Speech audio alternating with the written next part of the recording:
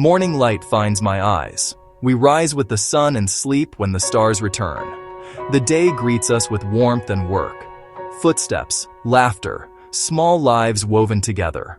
I carry yesterday's dust and tomorrow's hope. We take only what we need from the earth, for she is our mother. Stone remembers the shape of our hands. Fabrics breathe like fields and wind. Grain, sun trapped in seed. Their words travel farther than roads. Round and round we turn hunger into bread. Dust becomes dawn inside the oven.